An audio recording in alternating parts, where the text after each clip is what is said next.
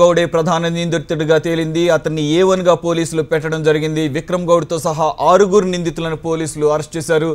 మధ్యాహ్నం 3 గంటలకు CP నిందితులందరినీ media ముందు ప్రవేశపెట్టనున్నారు. ఈ కేసులో మొత్తంగా 11 మంది ప్రమేయం ఉన్నట్లుగా పోలీసులు గుర్తించారు. షేక్పేట చెరువులో తుపాకీ కూడా లభ్యమైనట్టుగా తెలుస్తోంది.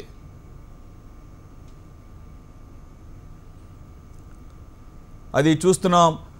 మనకి విక్రమ్ గౌడ్ కేసు గత వారం రోజులుగా విక్రమ్ గౌడ్పై జరిగినటువంటి కాల్పుల కేసు సంచలనం సృష్టించింది. హైదరాబాద్లో విక్రమ్ గౌడ్పై కాల్పుల కేసులో విక్రమ్ గౌడ్ సహా 6 నిందితులను పోలీసులు అరెస్ట్ చేశారు. మధ్యాహ్నం 3 గంటలకు సిపి నిందితులను మీడియా ముందు కూడా ప్రవేశపెట్టనున్నారు. ఈ కేసులో మొత్తంగా 11 మంది ప్రమేయం ఉన్నట్లుగా పోలీసులు ప్రాథమికంగా గుర్తించడం జరిగింది. షేక్పేట చెరువులో గన్ కూడా లభ్యమైనట్టుగా తెలుస్తోంది. దానికి సంబంధించిన ఒక ఇంపార్టెంట్ అప్డేట్ చూస్తున్నాం.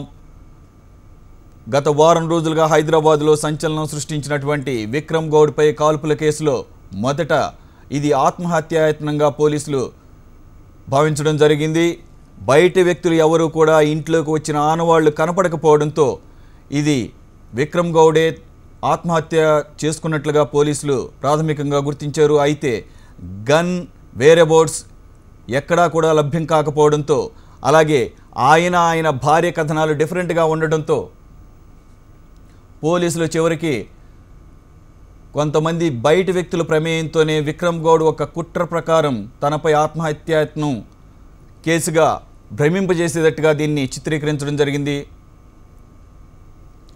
ఇక కంప్లీట్ అప్డేట్స్ కోసం మా రిపోర్టర్ సందీప్ దగ్గరికి వెళదాం. సందీప్, విక్రమ్ గౌడ్ని ఎప్పుడు అరెస్ట్ చేశారు పోలీసులు? అలాగే వీళ్ళందరినీ కూడా మీడియా ముందు ఎప్పుడు ప్రవేశపెట్టే అవకాశం ఉంది? అలాగే విక్రమ్ గౌడ్ పూర్తిగా కోలుకున్నట్టేనా? ఆ 3rd బుల్లెట్ అలాగే ఉంచేశారా, లేకపోతే దాన్ని కూడా తీయటం ఏమైనా జరిగిందా? అంటే ఇప్పుడు పోలీసులు అపోలో వైద్యులతో మాట్లాడారు. ఆయన ఆరోగ్యం నిలకడగానే ఉందని చెప్పారు. కానీ డిశ్చార్జ్కి సంబంధించి ఇవాళ మధ్యాహ్నం వరకు ఒక క్లారిటీ వచ్చే అవకాశం. అంటే నిన్న రాత్రే ఈ కేసుకు సంబంధించి పూర్తి ఆధారాలు కూడా పోలీసులు సేకరించారు. అంటే సుపారీ గ్యాంగ్ తోటి ఒప్పందం కుదుర్చున్నట్టు కూడా చేశారు. ఈ నేపథ్యంలో ఆయనపై ఆయుధాల చట్టం కింద కేసు నమోదు చేశారు. కాల్పుల కథ వెనుక విక్రమ్ గౌడే కీలక సూత్రధారి అని నిన్న రాత్రి పోలీసులు నిర్ధారణ కావడం జరిగింది. అయితే నిందితుడిగా ప్రధాన నిందితుడు A1 గా విక్రమ్ చేర్చారు. అయితే ఇప్పుడు 6 అరెస్టులో విక్రమ్ కూడా A1 గా ఉన్నారు. కానీ ఇంకా ఆయన ఆసుపత్రిలో ఉన్నందున ఆయన కోలుకున్న తర్వాత ఆయన తక్షణమే అరెస్టు చేయనున్నారు. ఇప్పటి వరకు ఆయన అరెస్టు చూపించినప్పటికీ కూడా ఆయనకి ఇంకా గాయాల కారణంగా అపోలో వైద్యులు ఇచ్చే సూచనల మేరకు ఇవాళ మధ్యాహ్నం పెట్టే అవకాశం ఉంది. ఎందుకంటే ఆయన అరెస్టు అయినప్పటికీ కూడా కానీ ఆసుపత్రిలో ట్రీట్మెంట్ అవుతున్నారు.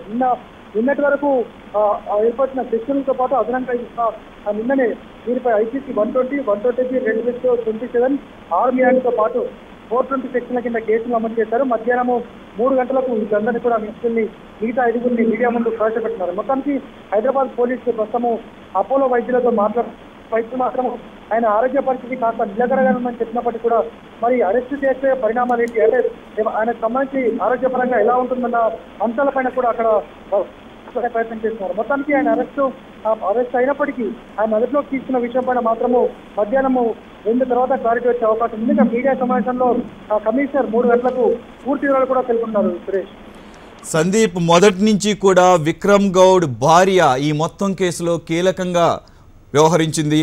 మరి ఆయన భార్యపై ఏమన్నా కేసు నమోదు చేయడం జరిగిందా? ఆవిడ పరిస్థితి ఏంటి?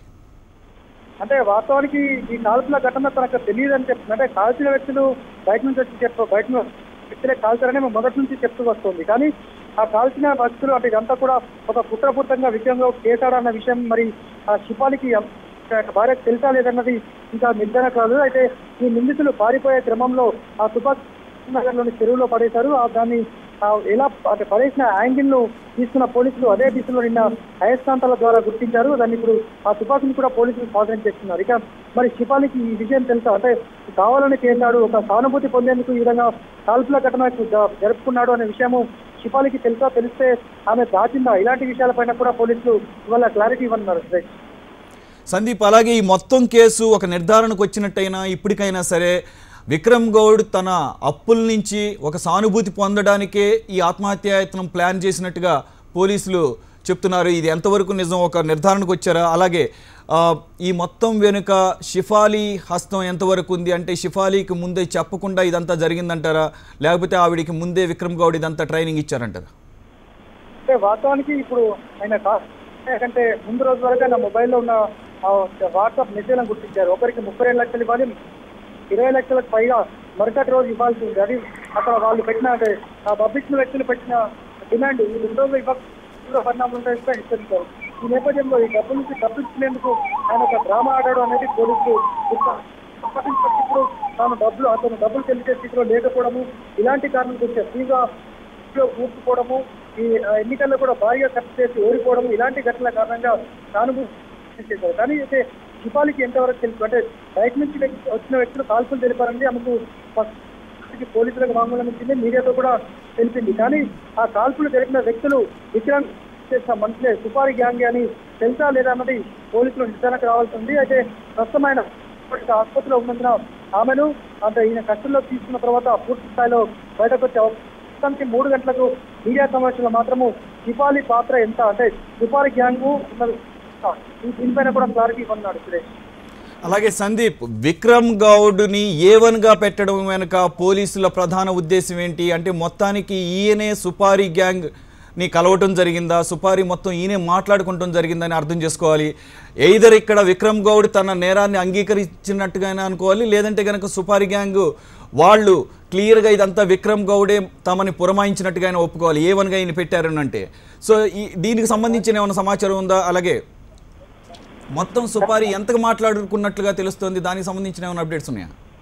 అంటే సుపారీ గ్యాంగ్ సంబంధించి అంటే అమౌంట్ ఎంత అనే విషయం పక్కన పెడితే అత్యంత పకడ్బందీగా జరిపారు.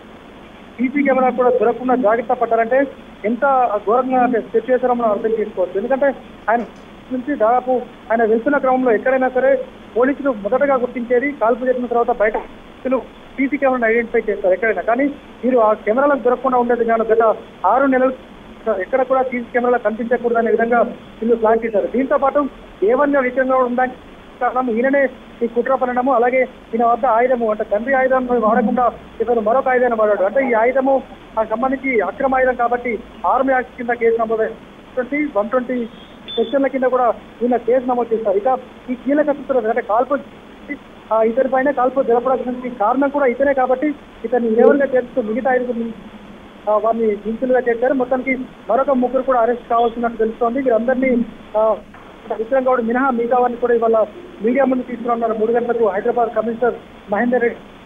ఈ విక్రమ్ గౌడ్ కాల్పుల కేసులో మొదటి నుంచి ఏం జరిగింది, 6 నెలల నుంచి నిజంగా అంటే ఈ సీసీ కెమెరాలకు దొరకకుండా ఉండాలనే కుట్ర, వీటన్నిటిపైన కూడా పూర్తి స్థాయిలో బ్రీఫింగ్ ఇవ్వనున్నారు Suresh. Okay, right Sandeep, thank you very much, keep updating us.